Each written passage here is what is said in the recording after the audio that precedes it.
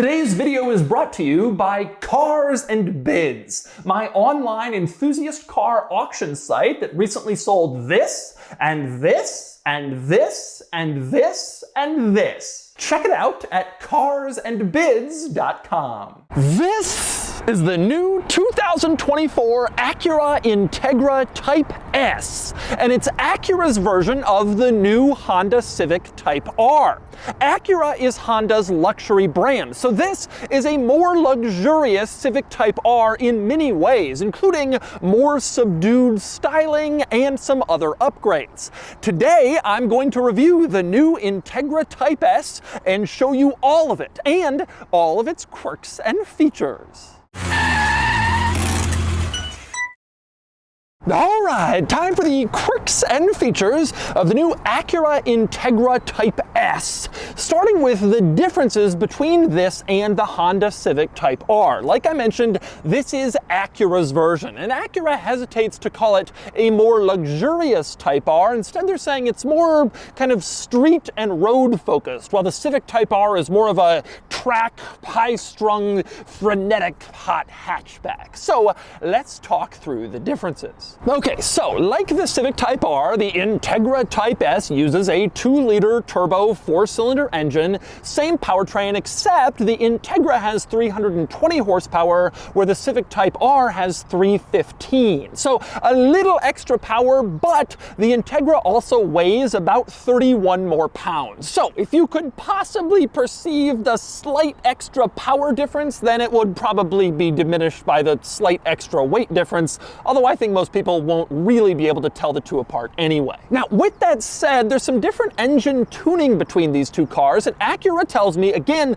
the focus of the Integra Type S was on-street regular driving performance, and so there's more mid-range power in the Integra Type S. And Acura says it is noticeable compared to the Civic Type R, where the power is intended to be delivered higher at a more peaky power band for racetrack use. In fact, Acura says the difference is so noticeable, the extra mid-range power in this car, that the fuel economy rating is 1 mile per gallon lower because this car is using more power in regular driving around town. It actually is a big difference, or so they say. Now, just like the Civic Type R, the Integra Type S is only offered as a 6-speed manual, no automatic available here, and it's only offered with front-wheel drive. Under the hood, couple interesting things. For one, the Integra Type S gets this distinctive engine cover in a special color. Acura says this is the same color in the NSX Type S engine cover,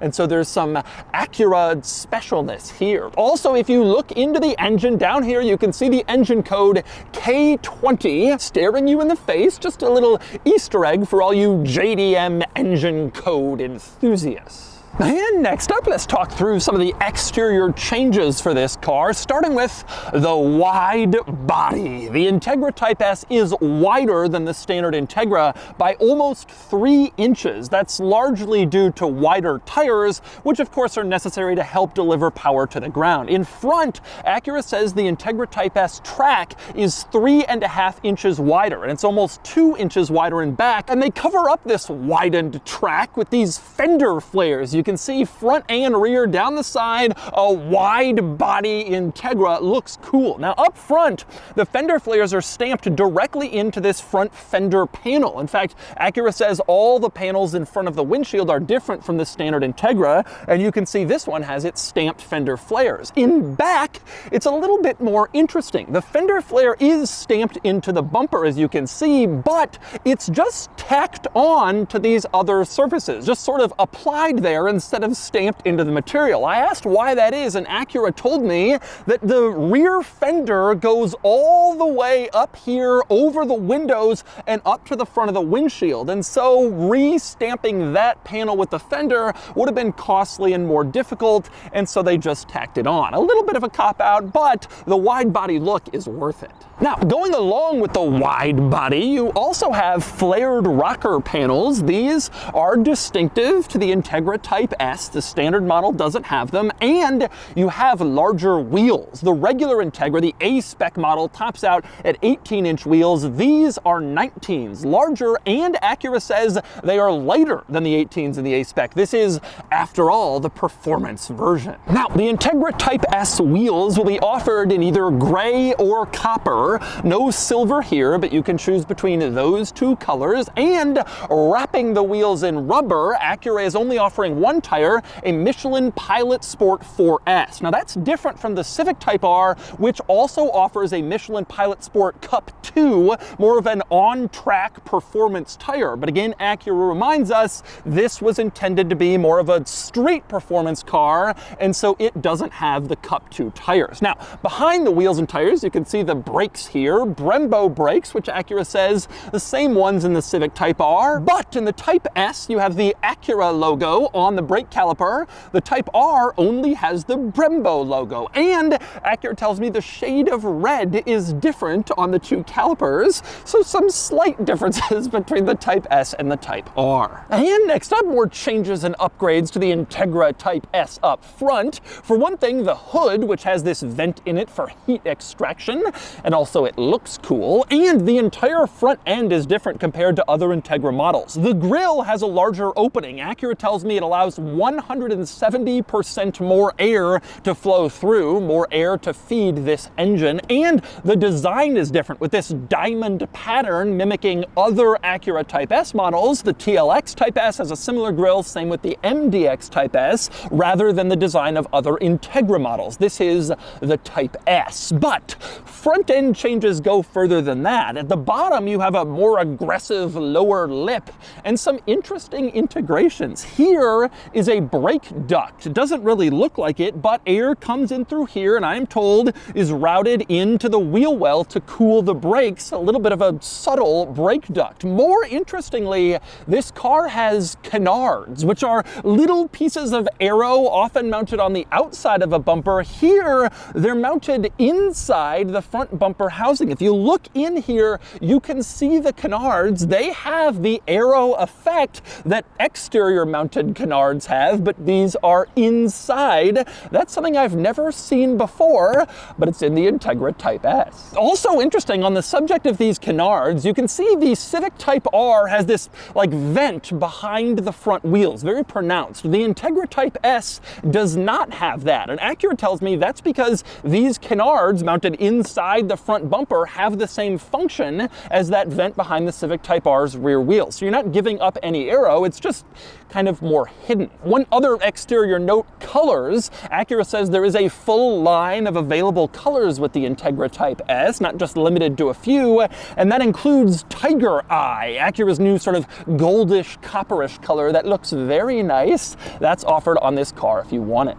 And next up, we move around to the back of the Integra Type S, where much is changed compared to standard Integra models. Starting on the top, you have this spoiler, which is actually an accessory option. The standard Type S spoiler is smaller, but you can upgrade to this larger carbon fiber spoiler to make your car look even cooler. More importantly, though, the rear diffuser. You can see it's huge, it's black, and it's pretty aggressive, much more than what you'd get in the standard Integra. And then, of course, you have the 3 exhausts. Just like the Civic Type R, 3 pipes mounted in the center, which again add a sporty emphasis to this car. Now, interestingly, even though in other ways the Integra Type S is more luxurious than the Civic Type R, the exhaust is actually more aggressive in the Integra. To get to this exhaust, Acura removed one of the resonators compared to the Civic Type R, and while the Civic Type R exhaust valves are only open depending on the throttle, the Integra Type S valves are always open, and that results in louder sound and some crackles and pops. Take a listen.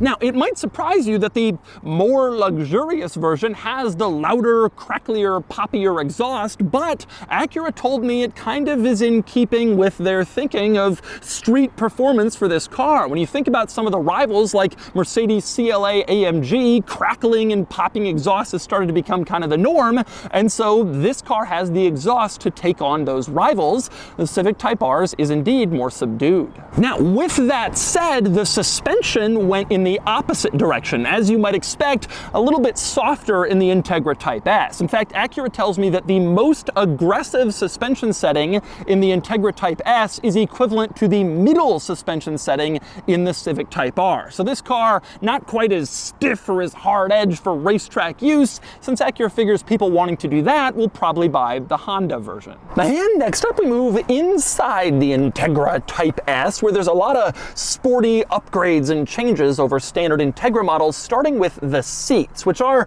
pretty heavily bolstered, as you can see. Not exactly sport bucket seats, but for an Acura Integra, they're pretty sporty. They also have Alcantara down the center, both on the backrest and the bottom, and it's perforated Alcantara, and you can see the seat color through it, which looks pretty cool and contributes to the sporty look in this car. Now, Acura says 3 interior colors available: red, obviously that's this, black, also available, or orchid, which is a white interior if you want it. Now, one change compared to other Integra models is this panel here, you can see, is red leather in this car. Other Integras, that's black, regardless of your interior color, but here it is color matched. And the upgrades go well beyond that stuff. The steering wheel is different in the Type S compared to other Integra models, with this perforated edge that feels nice to touch and grippy. And at the base of the steering wheel, you have a Type S badge, just as a reminder. You can also see that perforated steering wheel feel on the shift knob. Here it is. Again, adds a nice feel to this shift knob, which has metal on top and feels nicely weighted. I'll talk more about that when I drive the car later in the video.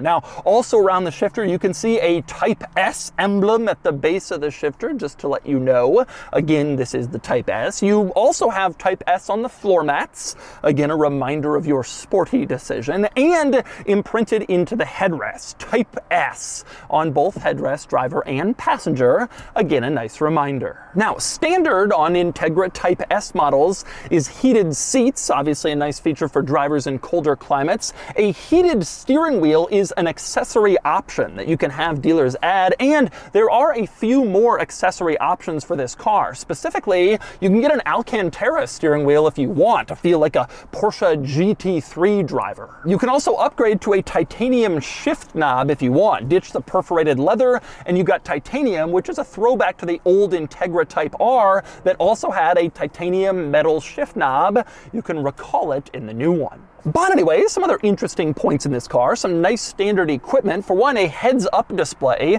is standard on all Integra Type S models, which feels luxurious. Same deal with wireless Apple CarPlay, which is obviously a big deal to a lot of people these days, standard in Integra Type S. One thing you don't get in here is a sunroof. No Integra Type S comes with a sunroof. The thinking was for weight reduction and keeping the center of gravity lower. There's no sunroof, unlike other Integra models which offer one. Next up, here's an interesting quirk. The Integra Type S has a sunglasses holder. You can see it here mounted on the ceiling, pretty standard, except the Civic Type R doesn't have one. So if you're a sunglasses enthusiast, this might be your choice over the Honda. Acura also tells me that the Integra Type S has extra sound deadening for a more luxury car feel compared to the Civic Type R. It doesn't have any extra sound deadening compared to a regular Integra, just more than the Civic and Civic Type R, which probably adds to a quieter driving experience. We'll find out soon.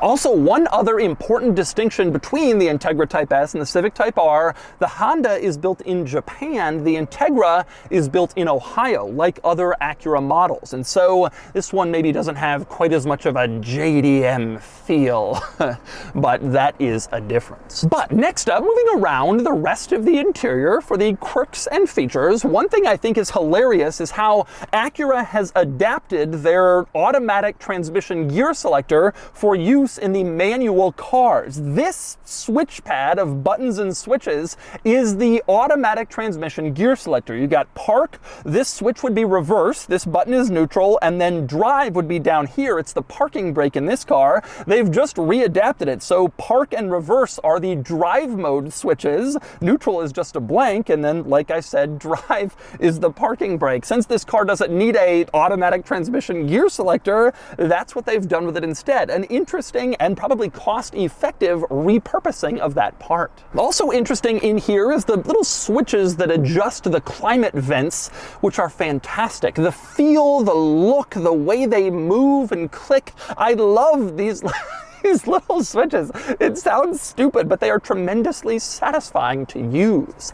Less satisfying, unfortunately, is the infotainment system, which you can see sticks up out of the dash here, and frankly, it's just not all that great. It does what you need it to do, so your basic infotainment needs are taken care of, and it's quick to respond when you touch it, the normal stuff, but it's not a very elegant infotainment system. It's not beautiful, and it doesn't give you any like special features or cool touches. You don't even really have a great home screen that shows like different displays like your navigation map or your radio. You just kind of have to pick something, switch between it. It's just a back to basics infotainment system. Now, with that said, one thing I do like in this infotainment system is the physical buttons over on the side. You have a home button, a back button, a volume dial, and next and previous track buttons. All of those give you some physical controls here where you can adjust your most frequently used items, and I like to see those extra controls. Now, moving on to the other important screen in this interior, the gauge cluster screen, which is standard on all of these. It's the same deal as the infotainment. It's fine, but not like amazing, and then it can give you full screen displays or excellent configurability. You can adjust what's under both gauges, the left side and the right side, which is nice to have, so it's decently configurable, but it doesn't go the extra mile and give you all of the configurability that rivals like Audi and Mercedes-Benz do. Now, with that said, one cool quirk of this gauge cluster screen, if you switch this car into Sport Plus drive mode, you can see the needles on the tachometer turn yellow. That is a tribute to the old Integra Type R in Japan that had yellow tachometer needles. Here in the US model new Type S, you can have that in your sportiest drive mode, which is a fun little throwback. As for the back seat, well, for one thing, it's not quite as special as up front. In front, you had those Alcantara seat centers in black with the red surrounding it. Back here, you just have the red seat. Still color matched to the interior color, but no Alcantara for rear passengers. Sorry, rear passengers. Also interesting to note back here, you don't have a middle seat in this car. So 2 seats in front, 2 seats in back. The middle, as you can see, is just cup holders and some extra room for rear passengers. In fact, in general, the back of this car is a little disappointing. The back of the front center console, you can see, is just a plastic panel. No climate vents back there and no charge ports, which is a glaring oversight on a modern car. Everything has charge ports for rear seat passengers, but strangely not the new Integra. A little disappointing. It's also worth pointing out, it's not incredibly roomy back here. You got good knee room, leg room, hip room, but headroom definitely suffers due to this car's teardrop sloped back shape more than most other cars with this shape. Sitting up straight here, my head is digging into the ceiling, and it would be a little tight if you're carrying tall people in back. Frankly, this car is probably more meant for driver passenger and then either children in back or the occasional passenger,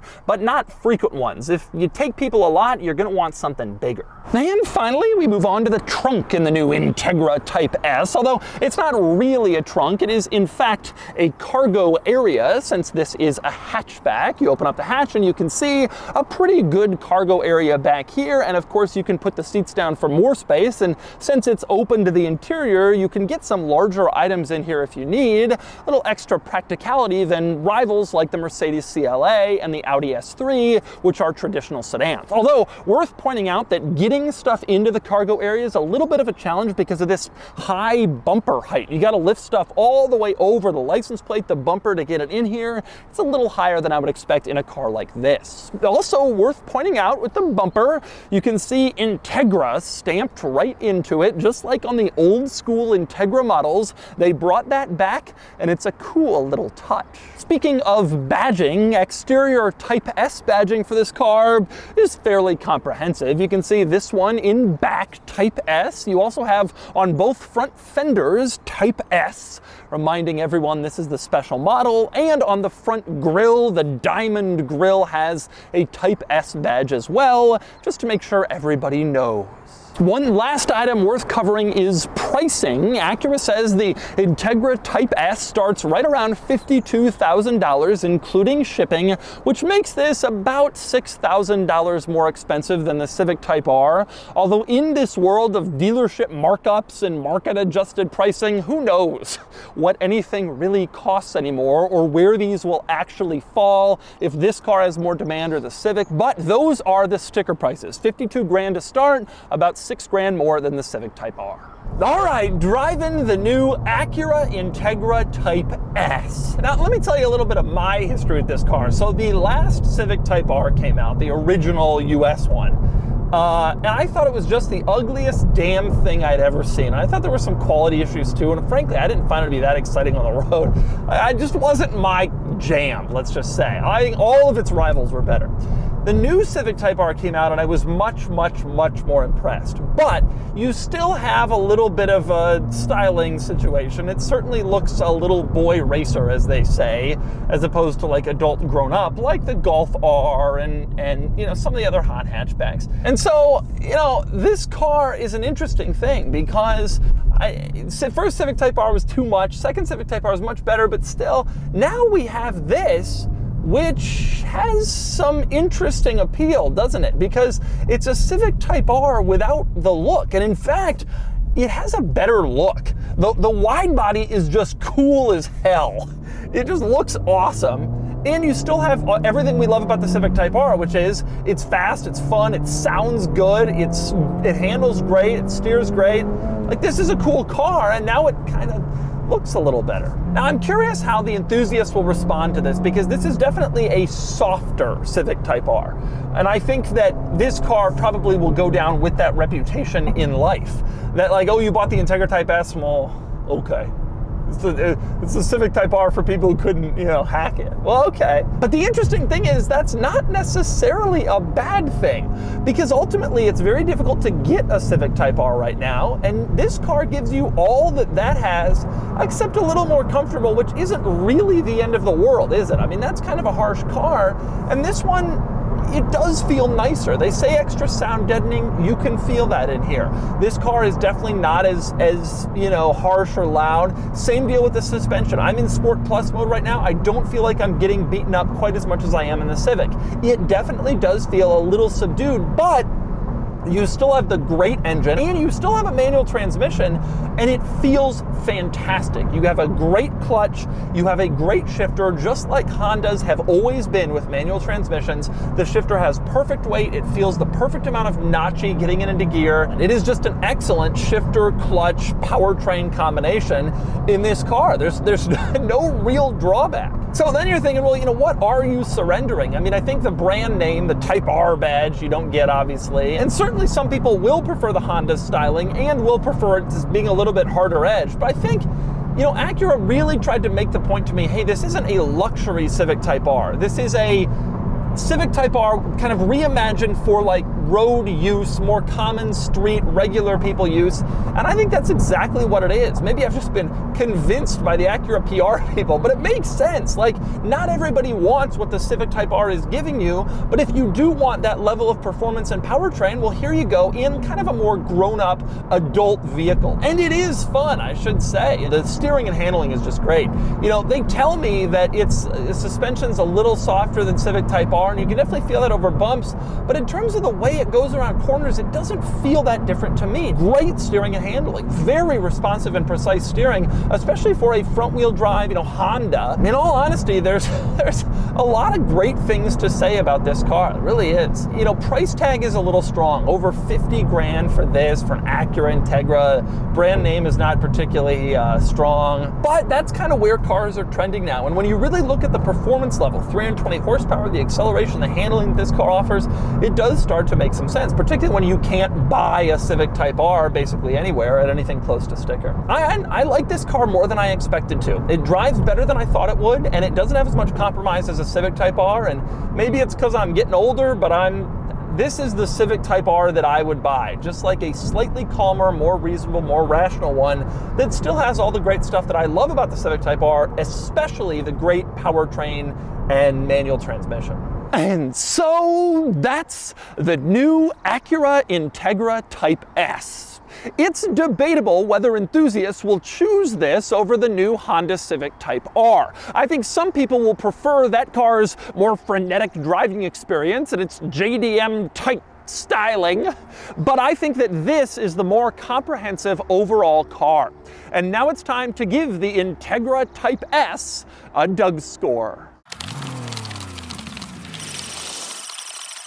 And the DougScore is here, 62 out of 100. The Integra Type S ties the Civic Type R, and their scores are pretty similar, though there are a few changes. The Integra loses a point in cool factor as the Type R name is more desirable, but it gains a point in quality with a nicer interior and overall driving experience. More importantly, these two cars rank near the top of this entire segment, beating out the Audi S3, the Volkswagen Golf R, and others, and they deserve it, offering a great driving experience that's now backed up by a nicer, more subdued look in the Integra Type S.